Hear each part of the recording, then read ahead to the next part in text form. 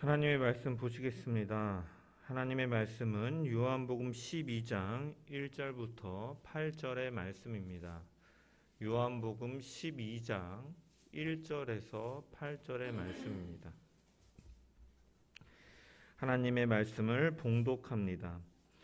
유월절 엿새 전에 예수께서 베다니에 이르시니 이곳은 예수께서 죽은 자 가운데서 살리신 나사로가 있는 곳이라. 거기서 예수를 위하여 잔치할세 마르다는 일을 하고 나사로는 예수와 함께 앉은 자 중에 있더라.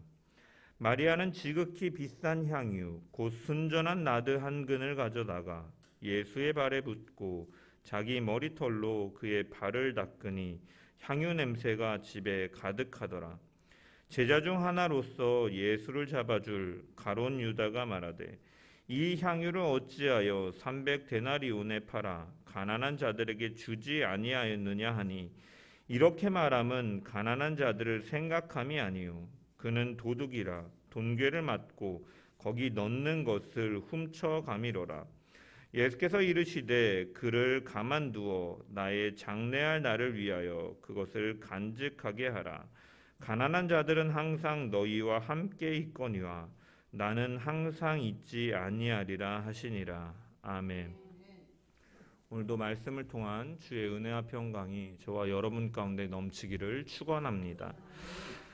본문은 이제 마리아가 예수님에게 값비싼 이제 향유를 붓는 장면과 그에 대한 반응이 이제 중점적으로 기록되어 있습니다. 먼저 1절을 살펴보면 이 본문의 사건이 일어난 배경을 다루고 있습니다.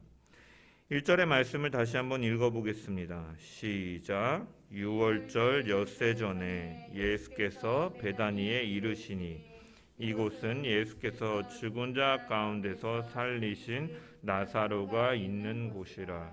아멘. 요한은 이 기록된 일이 유월절 엿새 전에 베다니에서 있었던 일이다라고 소개하면서 이 시작을 합니다. 그렇다면 왜 요한은 시간과 장소를 언급하고 있는가? 이제 요한의 그 기록들을 보면은 그 요한이 중요한 사건을 기록할 때 먼저 그 일이 있었던 시간과 장소, 이 배경을 밝히는 특징이 있었습니다. 중요한 사건들을 언급할 때마다 대표적으로 예수님께서 첫 표적을 행하시던 그 요한복음 2장에 보면 이 가나의 혼인잔치 때도 사흘째 되던 날 가나라고 이렇게 시간과 장소를 밝힙니다. 그리고 베데스다 연못에 38년 된 병자를 고치신 일을 기록할 때도 유대인의 명절에 예루살렘에 올라가셨다라고 하면서 시간과 장소를 먼저 기록하는데, 마찬가지로 이것은 중요한 사건을 다룰 때 그는 먼저 시간과 장소를 먼저 언급하는 이런 특징이 있다라는 것입니다.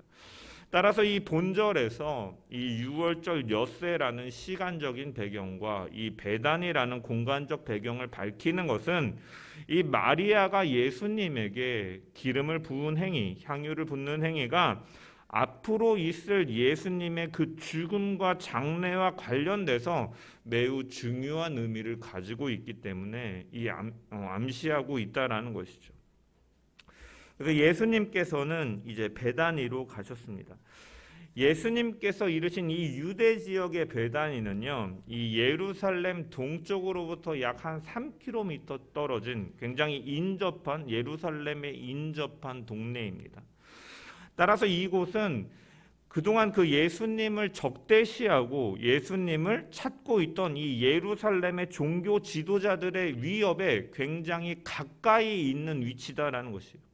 체포될 위험이 굉장히 매우 높은 곳이다라고 할 수 있습니다. 그럼에도 불구하고 예수님께서 왜 이제 유월절을 앞두고 이곳으로 가셨는가? 이제는 하나님의 때가 이르렀기 때문에 예루살렘에서 그 십자가를 지시는 그 승리의 입성을 이제 하시기 위해서 주님께서는 이곳으로 오신 것입니다. 그리고 그곳에는 예수님께서 사랑하는 자들, 또 예수님을 사랑하는 자들이 있었기 때문에 마지막으로 그들을 만나기 위해서 가신 것입니다. 요한은 이 베다니가 1절에 보면 예수께서 죽은 자 가운데서 살리신 나사로가 있는 곳이다라고 설명을 하고 있습니다.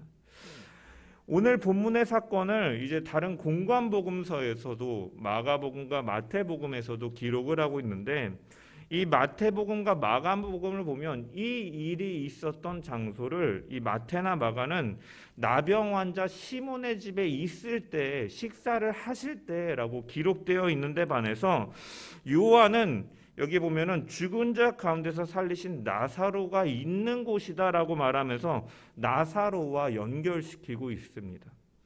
여러분, 이것은 왜 이런 차이점이 벌어지냐면 강조점이 다르기 때문이에요. 요한복음을 보면은 그 유대 관습과 이 팔레스타인 그냥 지역명을 말하는 것이 아니라 그 지역이 어떠한 곳인지를 설명하는 이 지리나 이런 문화, 이런 관습들을 이러한 자주 설명하기도 하고, 때로는 이런 아람어들을 헬라어로 이렇게 번역해서 독자들에게 설명하는 부분들이 등장을 합니다. 요한복음에. 왜? 이것은 예수가 하나님의 아들 그리스도이심을 알게 하기 위해서 기록된 목적에 따라서 그 당시에 유대인 그러한 문화, 관습, 지리, 이러한 언어, 이런 것에 익숙하지 않은 비유대인 독자들을 의식해서 그가 기록을 하고 있기 때문에 이러한 요한복음의 특징이 드러나는 것인데, 따라서 이 팔레스타인 지리적 위치에 대해 잘 알지 못하던 이방인들은요, 베다니에 사는 나병 환자 시몬이라는 사람에 대해서는 알지도 못할 뿐 아니라 관심도 없어요. 그래서 그들에게 있어서 이 베단이라는 것을 요한은 어떻게 설명하냐면, 이 본문 12장 앞에 기록된 이 요한복음 11장에서 예수께서 다시 살리신 이 나사로의 부활 사건과 연결시켜서 예수 그리스도께서 하신 일에 대해 더 선명하게 드러내는 의도로 요한은 이렇게 기록하고 있다는 것입니다. 이 베다니에 이르니 이곳은 예수께서 죽은 자 가운데서 살리신 나사로가 있는 곳이라. 이 예수님의 이른 것은 이 나사로와 연결시키면서 또한 이것은 한 걸음 더 나아가서 무엇을 의미하느냐, 이제 앞으로 예수 그리스도께서 하실 일을 미리 암시하여 보여주는 것입니다. 그래서 1절에 보면 죽은 자 가운데서, 이 죽은 자라는 표현을 통해서 이 사건이 한 걸음 더 나아가서 이제 예수 그리스도가 예루살렘에 입성을 앞두고 있는데, 그가 들어가셔서 무슨 일을 하실 것이냐, 예수님의 죽음을 예비하는 의미임을 보여주고 있는 것이에요.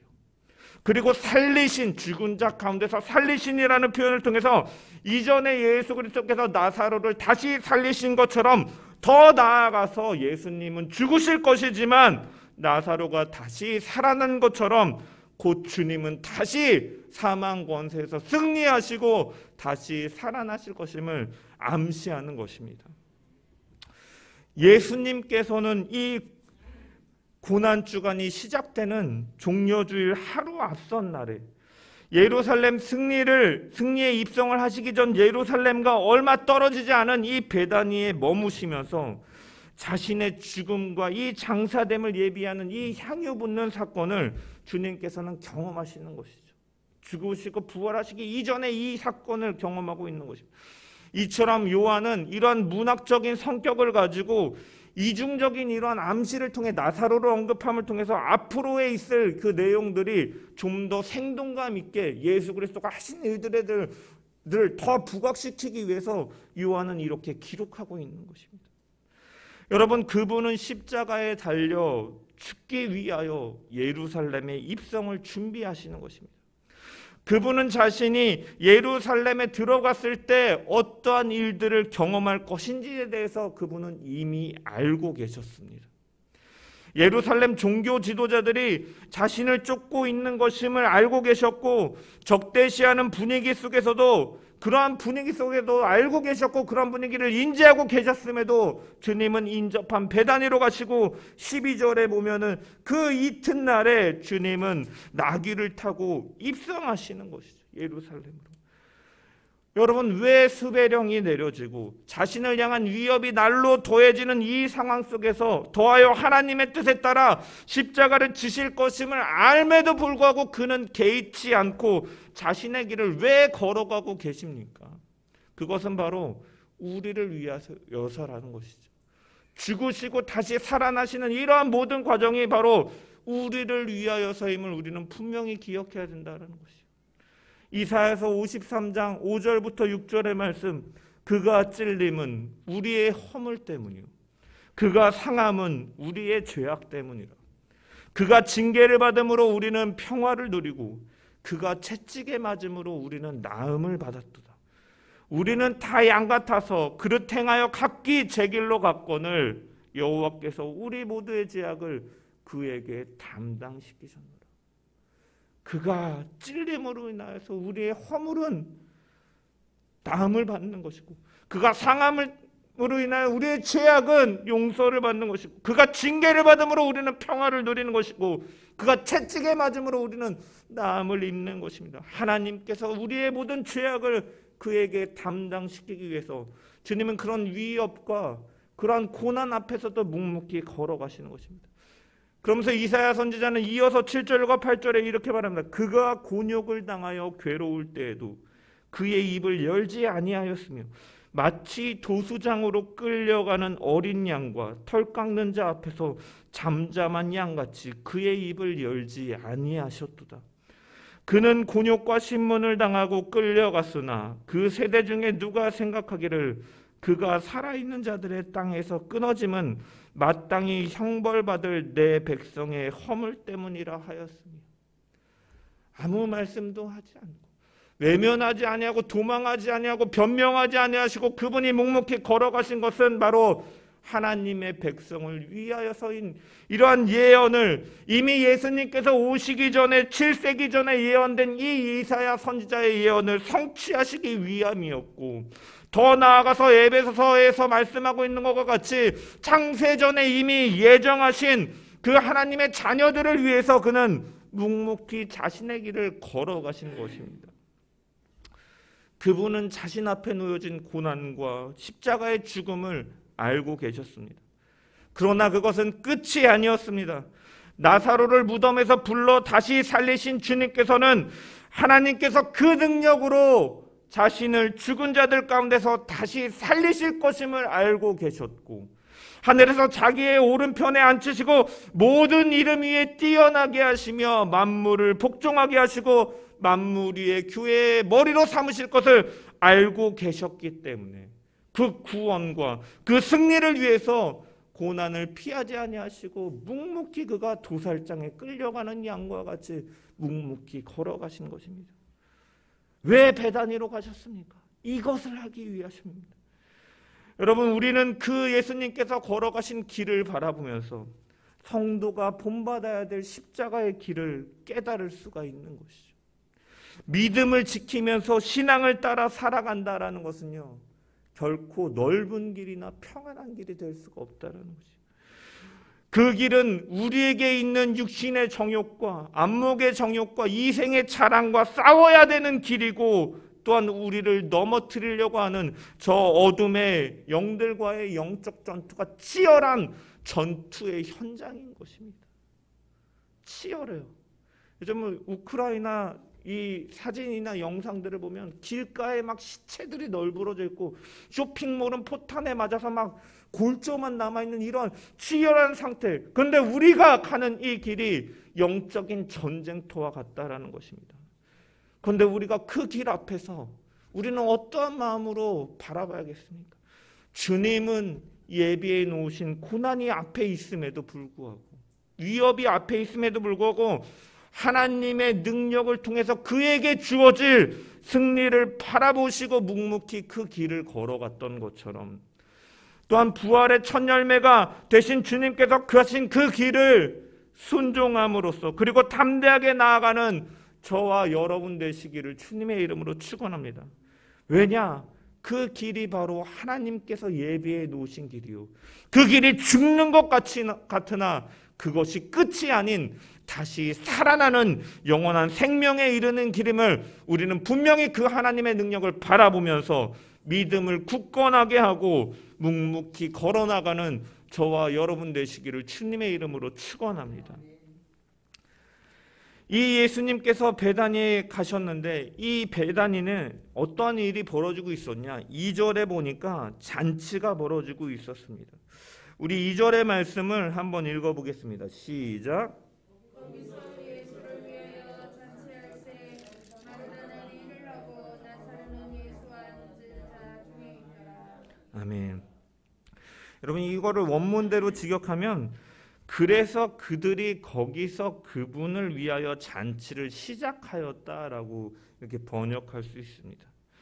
여러분 공관복음과 연결시켜 보면 이곳은 베다니에 있는 나병 환자 시몬의 집이었음을 우리는 볼 수 있습니다. 한편으로는 우리가 베다니에 가실 때마다 예수님께서는 언제나 나사로의 집에 머무셨고, 또한 여기서 보면 마르다가 시중을 든 점으로 미루어 봤을 때 이 나병 환자 시몬의 집은 곧 나사로의 집이었거나 같은 집이었거나, 아니면 시몬이 나사로와 굉장히 밀접한 관계에 있는 사람이었음을 우리는 유추해 볼 수가 있습니다. 그래서 어떤 성경학자들은 이 나병 환자 시몬이 나사로의 아버지였다, 혹은 나사로의 누이 마르다의 남편이었다, 아니면 나사로의 친구였다 하는 이런 여러 주장들이 있는데, 어찌됐든 중요한 것은 이 잔치는 예수님이 주인공이었고 죽은 나사로를 살려주신 것, 아니면 혹은 나병 환자 시몬의 이 나병을 고쳐주신 이 예수님에 대한 보답의 뜻으로 준비된 잔치였음을 우리는 생각해 볼 수 있다는 것입니다. 이 잔치에서, 감사의 잔치에서 여러분 이 함께하는 사람들 중에 누가 있었느냐? 2절에 보면 나사로가 예수와 함께 앉은 자 중에 있더라라고 기록하고 있는 것이죠. 여러분 잔치에 앉아있는 나사로는 손님들과 함께 예수님과 먹고 마시면서 예수님을 위해서 벌어진 이 잔치 가운데서 그가 즐거워하고 있었던 것입니다.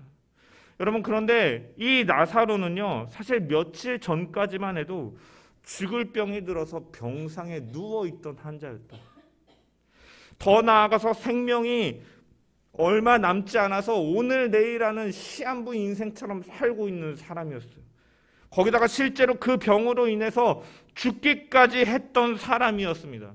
죽은 지 시간이 흘러서 나흘이나 지나서 그의 시신은 부패했고, 그래서 썩은 냄새가 나는 상태이기까지도 했다라는 것이에요. 그랬던 그가 지금은 건강한 모습으로 회복되어서 주님과 함께 그 식탁에서 먹고 마시고 즐거워하며 수다를 떨며 잔치를 즐기고 있다라는 것입니다. 여러분 나사로의 형편을 알던 사람들이요, 예수님께서 그를 다시 살리신 것을 이적을 모르고 나사로를 보았다면 이것이 무슨 일인가 싶어서 아마 너무나 놀라운 사건으로 그들은 여겼을 것이에요. 믿기 어려운 반전이 그에게 일어난 것입니다. 여러분 그런데 이 일은요, 결코 그들이 본 것은 허구나 거짓이 아니었습니다. 부정할 수 없는 팩트이며 사실이었다는 거예요. 왜냐? 11절에 보면 대제사장들이 나사로를 죽이려고 모의하니 왜? 나사로 때문에 많은 유대인이 가서 예수를 믿음이라. 실제로 일어났기 때문에 이 나사로의 일로 많은 사람들이 예수님을 믿은 일들이 벌어지고 있기 때문에, 이처럼 나사로가 건강한 상태로 회복되고 예수님과 행복하고 즐거운 시간을 보내고 있다는 것은 다수가 목격한 진실이고, 따라서 이것은 조작이나 거짓이나 허구가 아니다라는 것이죠. 그리고 이것은 무엇을 의미하냐면 우리에게 일어날 일들을 예표하는 사건이다라는 것이에요. 여러분 죽은 자 가운데서 다시 살아나신 예수 그리스도는 우리에게 부활을 선물로 주시는 것이에요. 나사로의 시체에서 썩고 부패해서 악취가 나는 것처럼 죄로 인하여 썩고 부패하고 악취가 나고 영원한 형벌에 처해질 수밖에 없는 우리들을 다시 살리시고 하나님 보좌 앞에서 영원토록 그분을 찬양하며 그 하나님 나라에서 즐거이 주님과 함께 행복하게 영원토록 생명을 가지고 사는 그러한 일들이 우리 가운데 벌어질 일을 바로 오늘 이 본문을 통해서 우리에게 보여주고 있다는 것입니다. 나는 부활이요 생명이니 나를 믿는 자는 죽어도 살겠고 무릇 살아서 나를 믿는 자는 영원히 죽지 아니하리라 말씀하신 주님의 말씀처럼 나사로를 살리셔서 생명의 근원이 본인이 생명의 근원이심을 보이신 것처럼 우리 역시도 죽는다 할지라도 다시 살 것이요 그 주님과 함께 천국에서 영원한 생명을 누리고 잔치에서 나사로가 주님과 함께 먹고 마시고 즐거워하며 함께 기뻐하며 행복하였던 것처럼 천국에서 우리는 그러한 기쁜 모습으로 행복한 모습으로 살게 될 것임을 성경은 분명하게 우리에게 보여주고 있다는 것입니다. 그러므로 사랑하는 성도 여러분, 이 잔치에 참여하고 있는 이 나사로의 모습을 통해서 우리에게도 이처럼 놀라운 미래의 소망이 있음을 우리는 분명히 기억해야 될 것이고, 그 소망을 바라보면서 때로는 하루하루가 고난이 있고 오늘 내일 하는 것처럼 내 삶 앞에 커다란 벽이 있는 것 같다 할지라도 그것이 우리를 영원히 얽매일 수 없게 하고 막을 수 없음을 기억하면서 영원한 그 소망을 바라보며 살아가는 저와 여러분 되시기를 주님의 이름으로 축원합니다. 이 상급이 우리에게 약속되어 있는 것이죠. 여러분, 이 잔치가 벌어질 때 나사로는 같이 먹고 마시고, 또한 여러분, 이 누이인 마르다는 어떠한 것을 하고 있습니까? 2절에 보면 마르다는 일을 하고 있었다라고 기록되어 있습니다. 원어로 보면 마르다는 계속 식사 시중을 들고 있었다. 잔치를 벌이는 가운데 주님 옆에서 주님의 시중을 들고 있었다라는 의미인 것입니다. 이것은 마르다가 아마 이 자신의 오라버니를 살려준 것에 대해서 매우 감사하고 있음을 보여주는 것입니다. 또한 그리고 본문과 병행되는 이 마태복음과 마가복음에는 이 마르다의 이 봉사에 대한 언급이 없는데 반해서 요한은 이 마르다에 대해서 일을 하고 있다라고 언급함을 통하여서 이것이 요한이 무엇을 강조하느냐? 주님께 대한 봉사의 중요성을 강조하고 있다는 거예요. 은혜를 입은 자로서 그가 주님을 향해서 시중을 들고 봉사하고 있었다. 특별히 본절에 쓰인 일을 하고에 해당하는 헬라어는 무엇이냐? 디아코네오라는 단어인데 이것은요 나중에 어떠한 용어로 사용되냐면 초대교회 내에서 섬기는 직분을 가진 집사, 이 집사직에 관련돼서 이 디아코네오라는 단어가 사용되어집니다. 따라서 요한은 이러한 표현을 통해서 이제 요한이 이제 1세기 후반 제일 마지막까지 있던 사도였잖아요. 이제 그 후반에 교회가 이제 각 지방에 점차 세워질 때 주님이 머리가 되시는 이 주님의 몸된 교회 안에서의 봉사와 이 봉사의 미덕에 대해서 헌신의 이러한 값어치에 대해서 상기시키는 의미로 사용하고 있다는 거예요. 죽음과 부활을 통하여서 영생을 선물로 받은 그 잔치 속에서 마르다는 감사함으로 주님 앞에 봉사하고 헌신하였던 것과 같이 주님을 하는 사람이라면 이처럼 주님과 주님의 몸된 교회를 위해서 섬기고 헌신하는 것을 그는 즐거워하고 자발적으로 그는 예수님 옆에서 시중을 들고 있는 것입니다. 우리가 사랑한다면 사실은 누가 시키지 않아도 그 사람이 필요한 것이 무엇인가, 그 사람에게 내가 어떠한 것을 하면 그 사람이 행복해하고 좋아할까라고 생각하면서 행동하는 것처럼 주님을 사랑한다면 그렇게 됨을 요한은 이 마르다에 대한 언급을 통해서 분명하게 보여주고 있다는 것이죠. 3절의 마리아 역시도 마찬가지입니다. 주님을 향한 사랑의 헌신을 보여주고 있는 것이죠. 우리 3절의 말씀을 한번 읽어보겠습니다. 시작. 마리아는 지극히 비싼 향유였고 순전한 나도 한 근을 가져다가 예수의 발에 붓고 자기 머리털로 그의 발을 닦으니 향유 냄새가 집에 가득하더라. 아멘. 마리아는 예수님 앞으로 나왔어요. 잔치가 벌어지던 있던 와중에 돌발적인 상황이에요. 그리고 지극히 비싼 나드 한 근을 예수의 발에 부었다라고 기록되어 있습니다. 여기서 나드라는 것은요 인도에서 생산되는 겁니다. 인도의 히말라야 산맥에서 자생하는 나무의 뿌리에서 얻는 향유예요. 여러분, 그래서 수입산이에요. 쉽게 말해 수입산, 먼 길을 온. 그러니까 이 향유는요 얼마나 값어치가 있는 것이겠습니까? 그리고 이 향유는 옥합에 담겨져서 유통되었기 때문에 마가는 그래서 나드 한 옥합이라고 표기합니다. 여기는 요한은 나드 한 근이라고 표기하고 있지만 그 마가는 이 옥합이라고 표현하는 것이죠. 여러분 이 한 근은요 대략 한 340g이에요. 온스로 치자면 12온스 정도 되는 것입니다. 여러분 제가 지금 가지고 있는 이 텀블러가 16온스거든요. 12온스면 이 한 4분의 3 정도 되는 양이었다는 거예요. 이 향유가. 여러분 이 향유는 원산지가 인도인 수입품이었기 때문에 고가의 가격이었어요. 그래서 화폐 가치로 따지면 약 300데나리온. 그래서 노동자 한 명이 1년 동안 일해야 되는 그러한 연봉과 같은 금액이었다라는 것이죠. 제가 그래서 궁금해서 찾아봤어요. 2021년도 대한민국 근로자의 평균 연봉은 얼마인가? 찾아보니까 3,828만 원이더라고요. 3,828만 원. 물론 뭐 고액 연봉자들이 이 평균의 그 맹점이 있잖아요. 이 평균치를 올려놓는 것이기도 하겠지만 어쨌든 오늘날 가격으로 한 3천만 원에 가까운 금액이라고 생각하면 사실은 엄청난 것입니다. 이것을 마태와 마가는 향유를 머리에 부었다라고 기록하고 요한은 여기 본문에서 본 것처럼 우리가 발에 부은 것이다라고 묘사하고 있어요. 여러분 왜 이런 차이가 발생하는 것인가? 성경에 오류가 있어서 그런 것인가? 그것이 아닙니다. 여러분 마리아는 당시에 귀한 손님에게 존경을 표하는 그 관습에 따라서 이 향유를 머리에 부은 것이죠.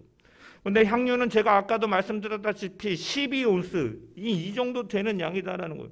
여러분 제가 물을 여기다 채워가지고 제 머리에 붓는다면 어떠한 일들이 벌어질까요? 흘러내리죠. 네. 기름의 양이 적지 않기 때문에 향유의 양이 적지 않기 때문에 머리를 적시고 몸을 타고 내려와서 이 두 발에까지 가는 것이에요. 즉 마태와 마가의 기록은요. 처음 동작이 시작되는 상황을 묘사하는 것이고 요한은 그 마지막에 그 결과를 묘사하는 것이죠.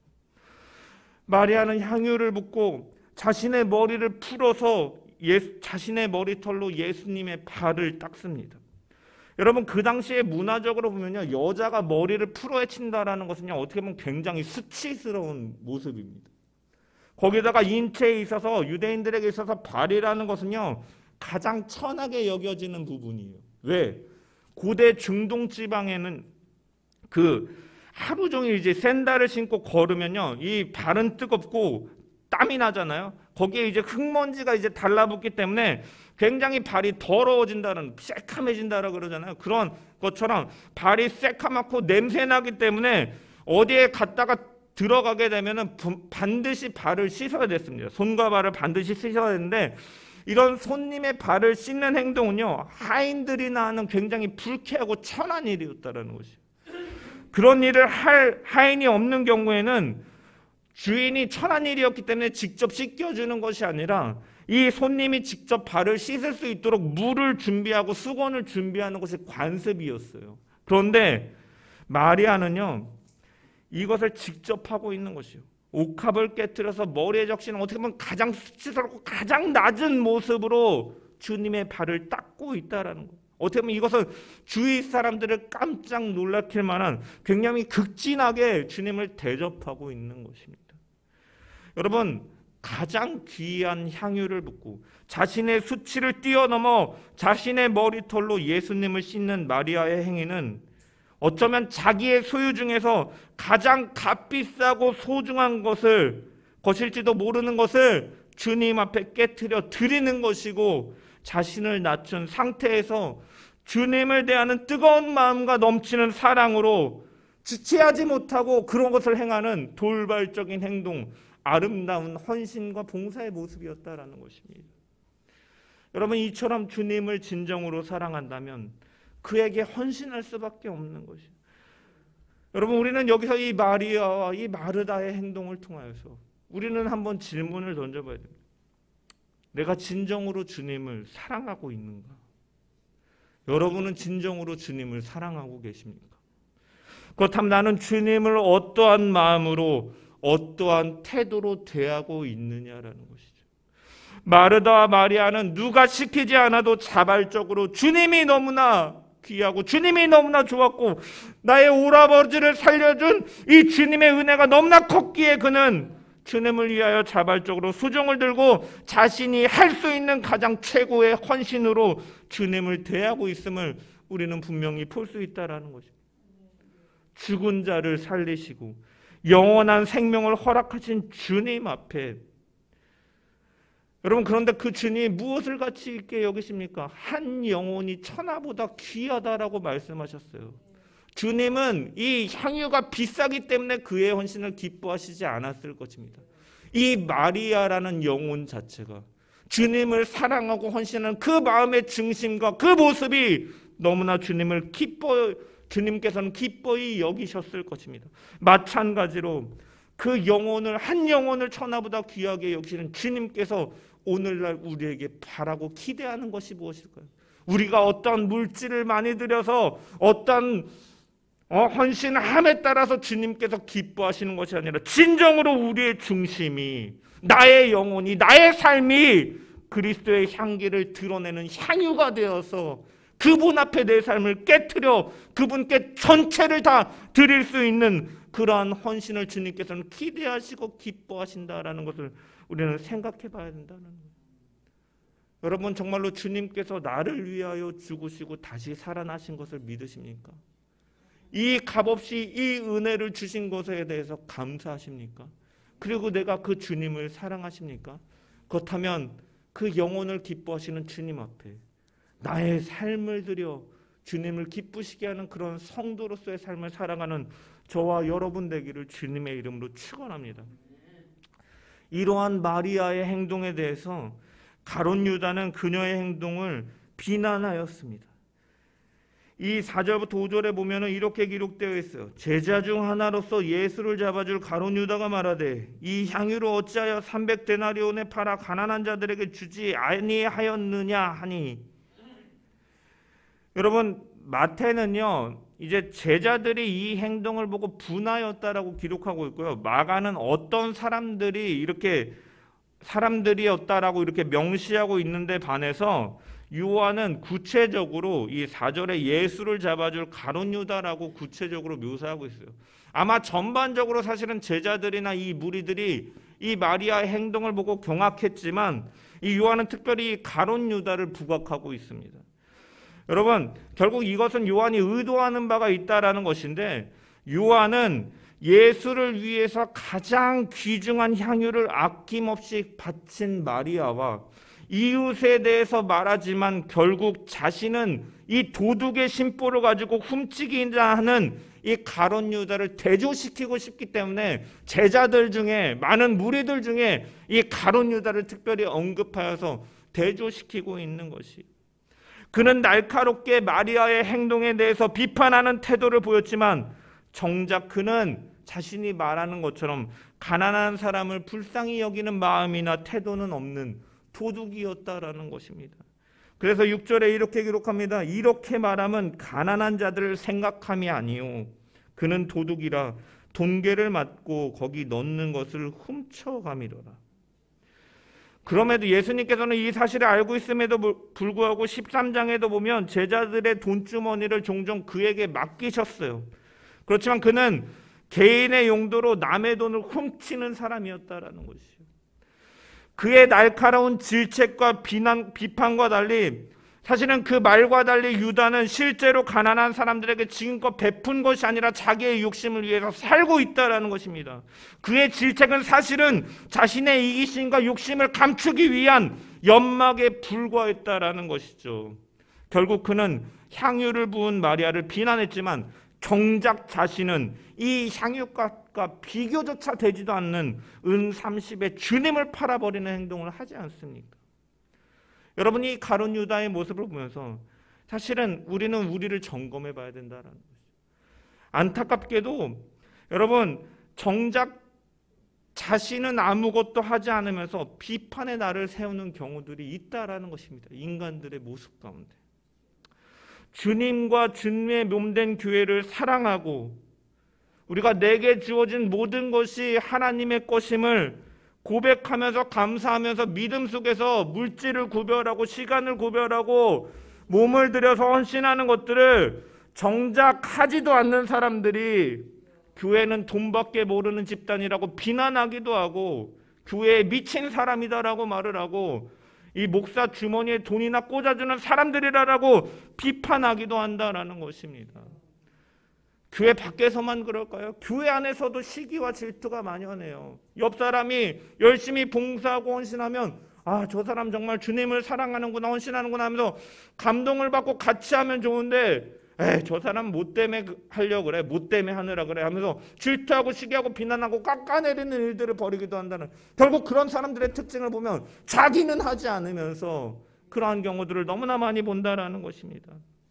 여러분, 그렇지만 잘 알다시피 여러분, 목사 주머니로 헌금이 들어가는 것이 아니죠. 교회도 재정부가 있고 1년의 예산을 통해서 편성된 것에 따라서 집행되어지고, 여러분, 그것이 공개되어지고 여러 목적에 따라 쓰여지는 것임을 우리는 알고 있지만 알지 못하는 사람들이 밖에서 그렇게 얘기한다라는 것이에요.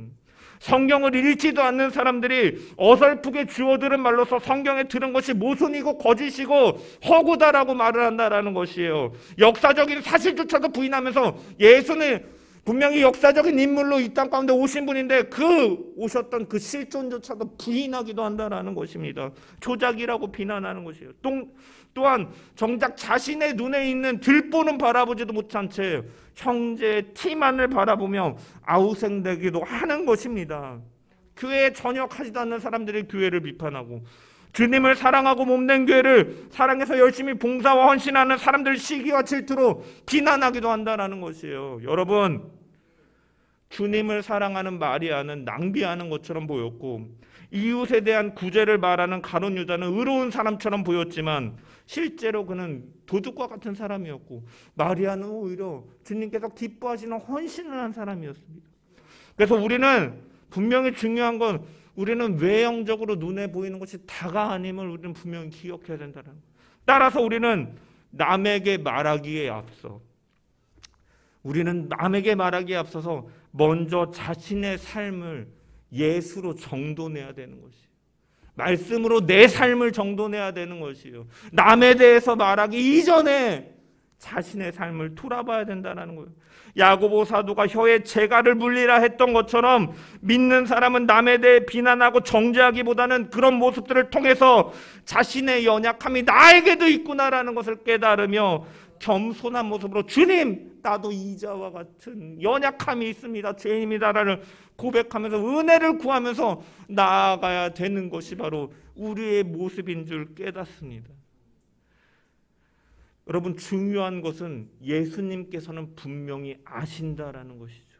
그래서 7절과 8절에 이렇게 말씀하시는 것이에요. 우리 읽어보겠습니다. 7절 8절 시작. 예수께서 이르시되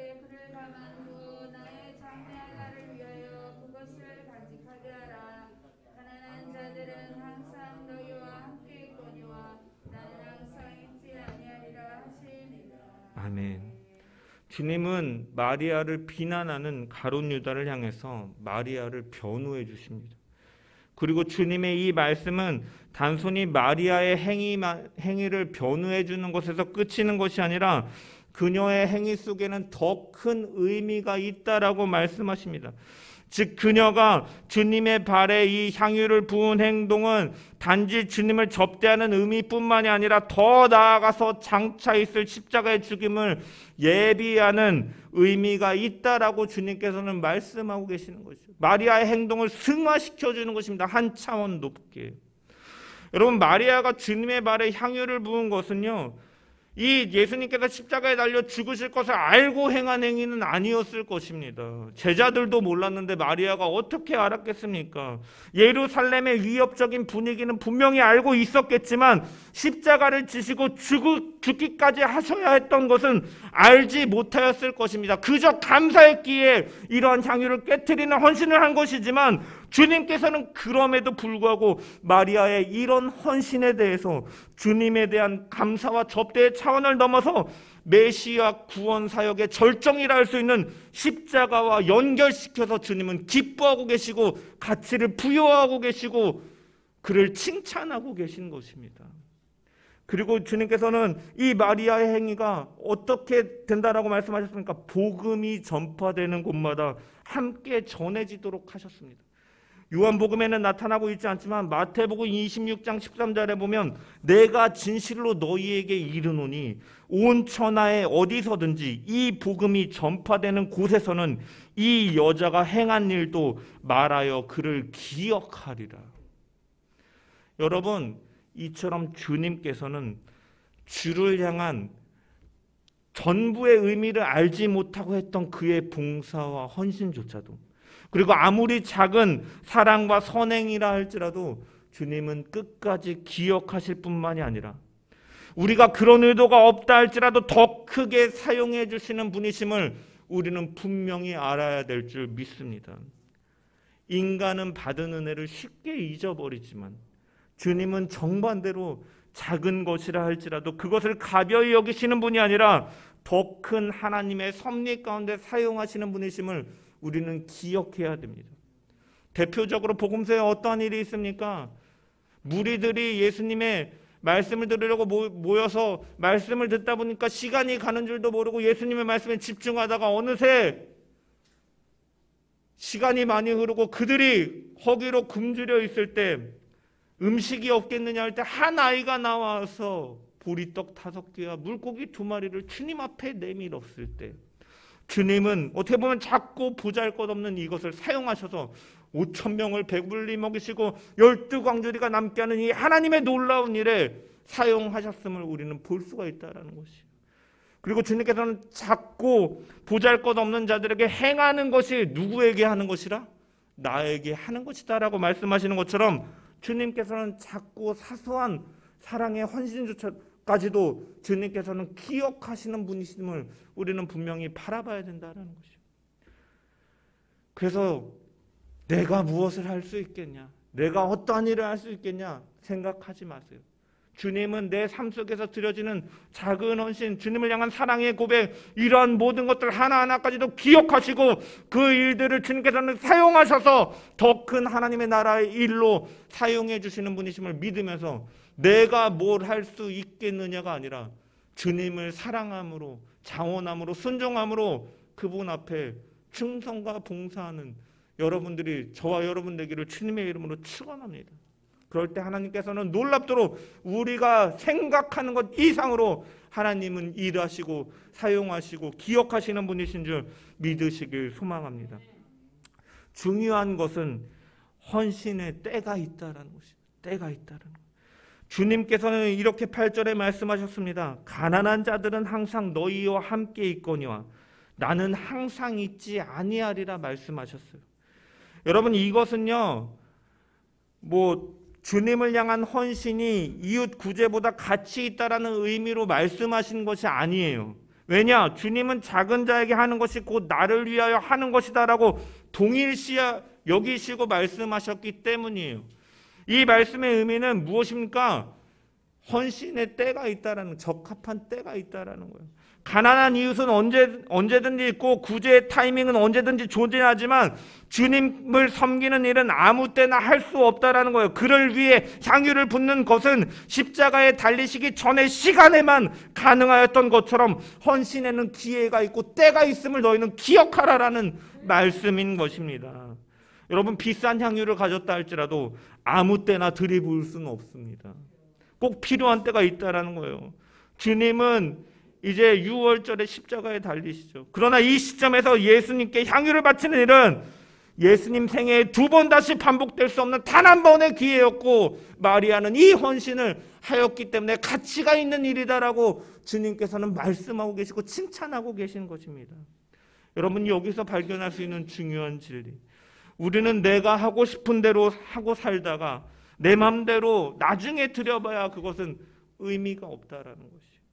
향유도 주님이 필요할 때 드려야 되고 나귀도 주님께서 예루살렘에 입성하실 때 주님이 쓰고 가실 때 드려야 제대로 사용되어지는 것처럼 시간도 주님이 요구하실 때 드려야 되고 재능도 물질도 주님이 요구하실 때 우리는 드려야 되는 것이에요.